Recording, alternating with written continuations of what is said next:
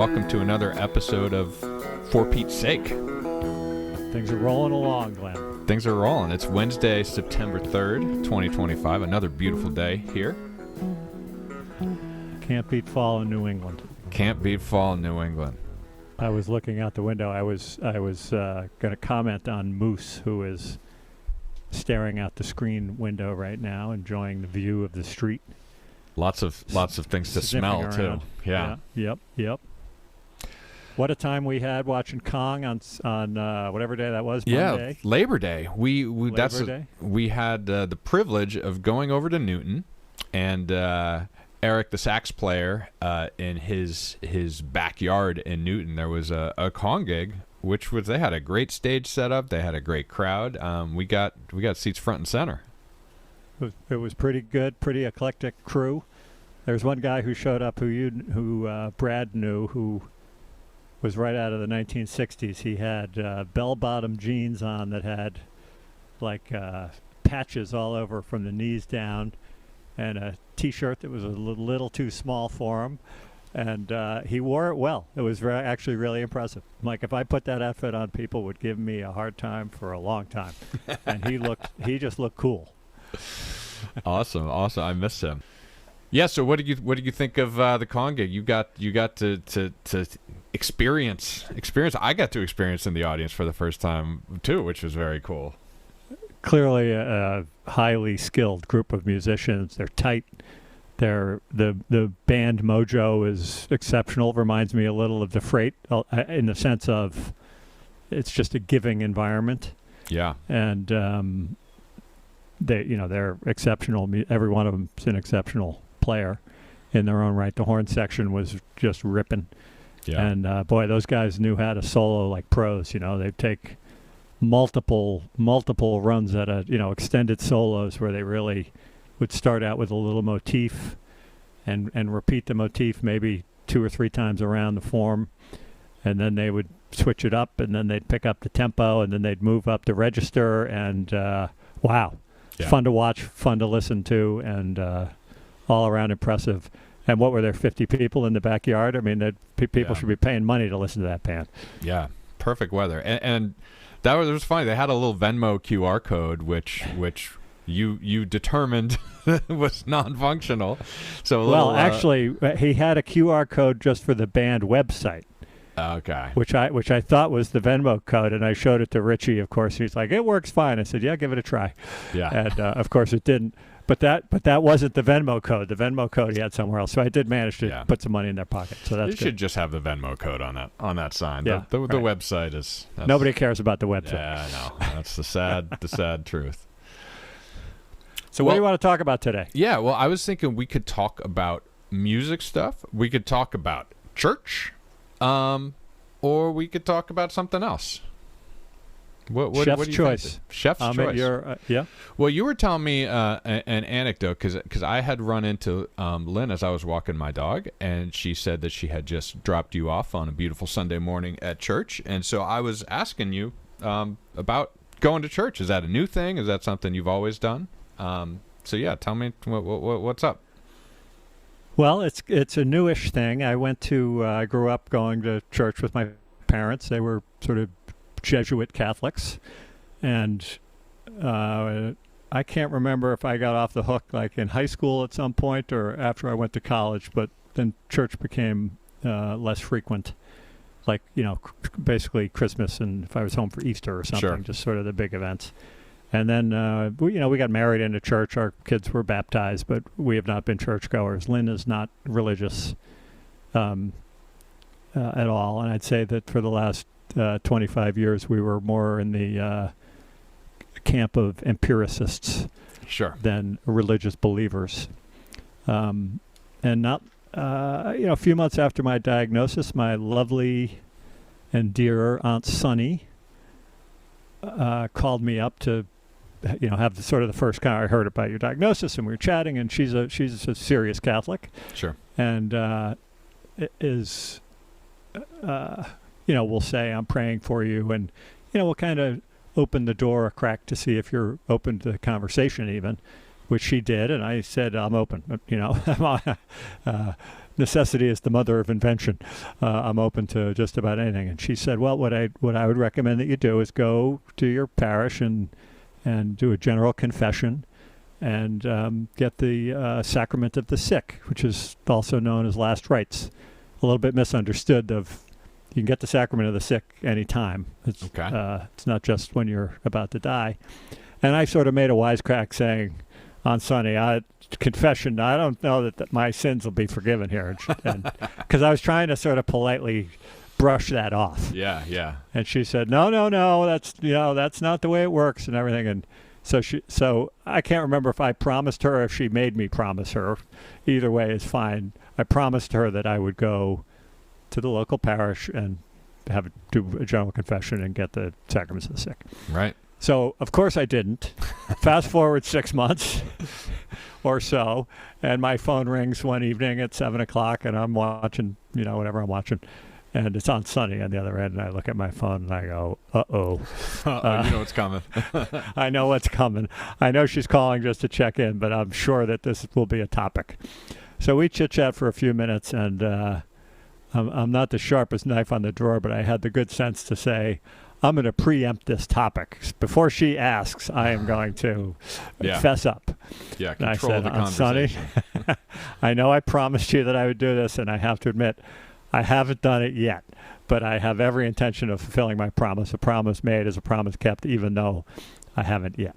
Right. And so we chatted and joked about it for a minute. She reiterated that she thought it would be a helpful thing to do.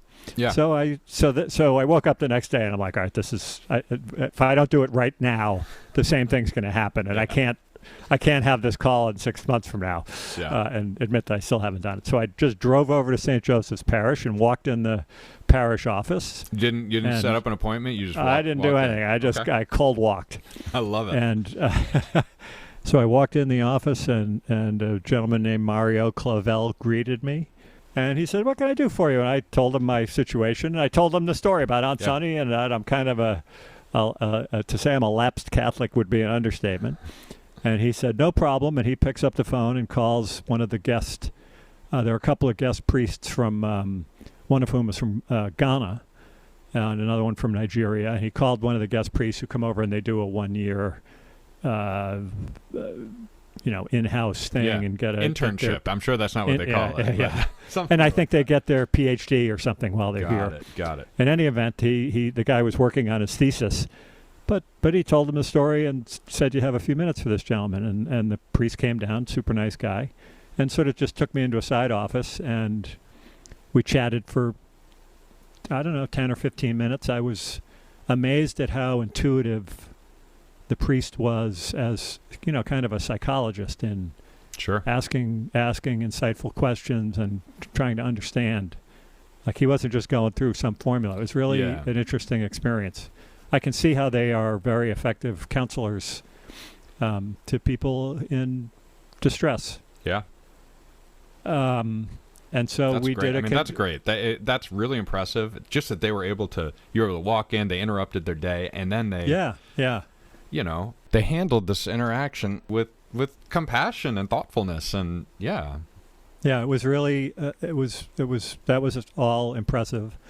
And he, we did a confession. I didn't quite know what I was doing, but... Yeah, you don't have to share with that. That's between you and the priest. No, absolutely, yeah.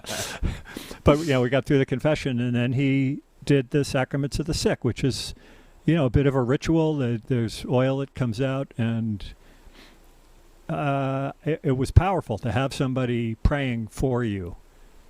And, it wasn't a 12-second prayer. I mean, it's a whole thing they go through and anoint you, and I was moved.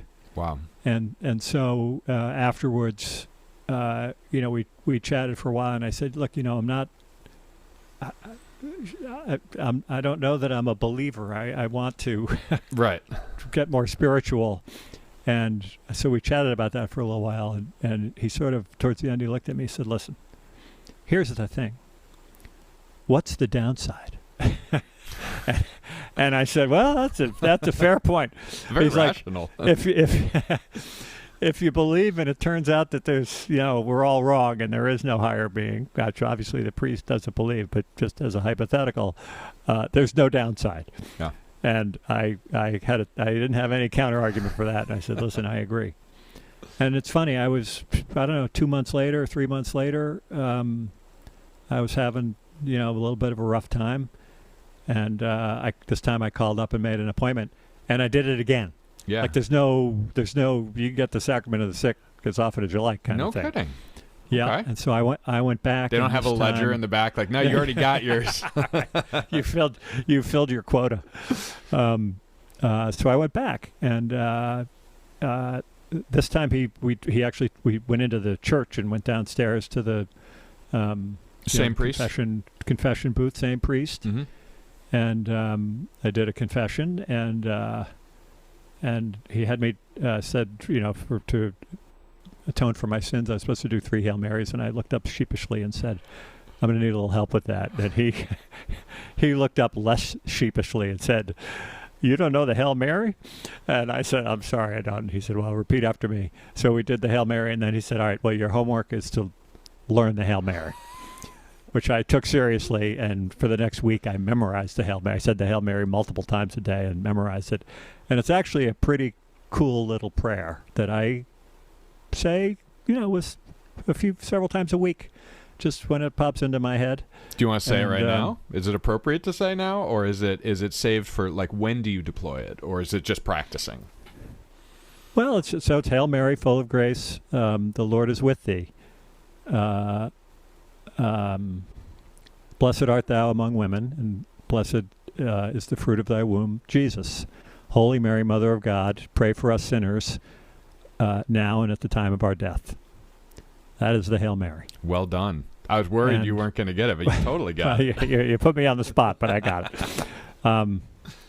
And I don't know why it resonates for me, but it does, and it's so I'm. So you're doing it. You're going. So I'm going to church. Is the bottom line? I'm going to church. Most Sundays. The summer was a little bit intermittent here and there, just because we were away. But I've been going.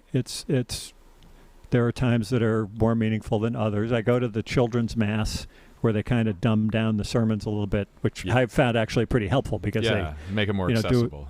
Make it more accessible and kind of put the readings into perspective. Sure. And I've also been, I've thought about going to other types of services for other Christian faiths or non-denominational faiths. And I think the spirituality and the connection with community and putting into perspective, life and the meaning of life and the importance of how to live, being a good person. And then I know you and I have chatted a little bit about that. So that's a great segue. So I think I was raised Episcopalian, and I have some very early memories of going to Sunday school or going to a certain church in Camillus, New York, just outside of Syracuse. And I actually have many more memories of being at a sleepover at an Irish Catholic friend's house and going to Catholic Sunday school and doing the sacrament and all that sort of thing. But, well before high school, that kind of fell out of my repertoire and my habit. And I'm a scientist. I'm an engineer. I'm super rational. I've always been curious about the world that we live in and the universe and how everything works and where to come from. And it certainly seems a lot bigger than, planet Earth. And I guess as I aged, so one thing I should mention is my wife's family, part of her family in Texas is Jesuit Catholic, and I guess maybe I had stereotypes about, devout churchgoers and the types of, opinions they would have, and found that super not to be the case. These were some of the most loving people that I had ever been sort of in contact with, and I felt myself so fortunate to count myself among their family, and that has been true for, going on 20 years. Anyways, and so as I aged and became a dad and went through all these like major, certainly spiritual moments, I kind of felt it would be cool to go to church. Maybe I should do that. but in what format and what's the right thing, and so I had come across the Unitarian Church. I went there for a I'm not sure if it's a wake or a funeral, but for services for someone who had passed away, who was someone close to me. And I was moved. I was impressed by the spiritual leader of this church. And so it's something I've wanted to do, but I haven't really sold it to to my wife or kids. At least not yet. I haven't figured out how to be like, hey, everybody. I think it's different these days. Well, I think people, you can try to talk people into it, but I think you have to find your own way. It's yeah, definitely. And I should, doing it for myself, I think is the reason. So I can, just do it for myself. But until I heard about your thing, I'm not sure I had the conviction to like, actually, let's do it. Let's try the thing. And so the idea is that this coming Sunday, you and I will both go check out the Unitarian Universalist Church of Needham. So I'm very excited about that, and certainly we'll probably come away with hopefully some good spiritually fulfilling stories. But who knows? Who knows what we'll encounter? Well, and I think it's, if nothing else, it's a way to connect with community and just spend some time being introspective. Yeah. And thinking about, and I we all go about our lives busy and doing our things, and until you stub your toe as I have, right. I don't think I'd be doing this. But your I don't know, focus changes and openness to spirituality, inner peace. I call it whatever you want. Yeah. Human understanding, human connection to the universe somehow. Yeah. So hopefully we'll find what we're looking for. But I'm very excited about just actually taking some small steps on this journey, which I've thought about for a long time. So that's... And I would phrase it differently. Even it's not even hopefully we find what we're looking for. I'm not sure what I'm looking for. But we will find something. Yes. We will walk out of that with you show up and listen and participate a little bit, and have an open mind. We will come out with a new experience. Yeah. I love it. So that'll be. I think I sent you. There's some the first Sunday after Labor Day is a special. Yeah. Celebration of some sort. So I know. You got any leads on holy water? There's like a water. Yeah, it's a water thing. I don't. Does it need to be potable? Like, are we drinking this? I think. I assume that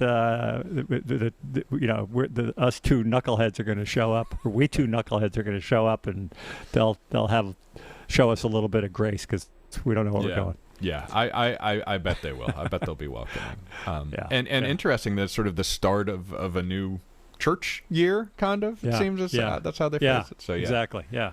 Yeah, and I may know people there, right? Like I have no idea who goes there and who doesn't, and what denomination folks are, but you never know.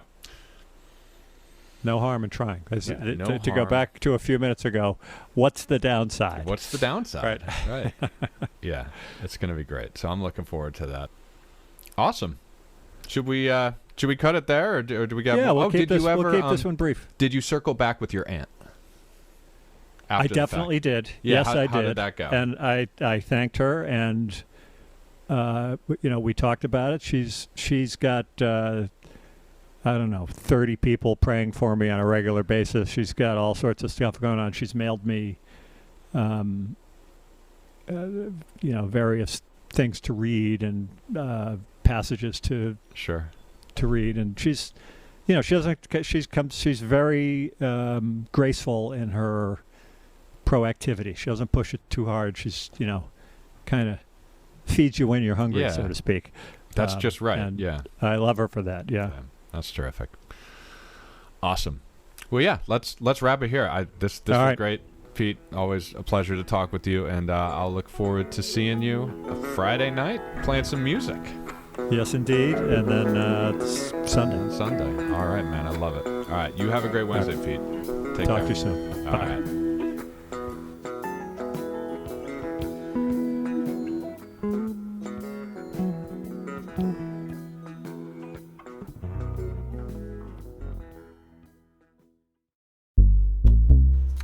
If you have comments or questions for Pete and me, you can email us at 2224peter@gmail.com. If you'd like to get involved with or donate to ALS causes, check out ALS One at alsone.org. Thank you for listening.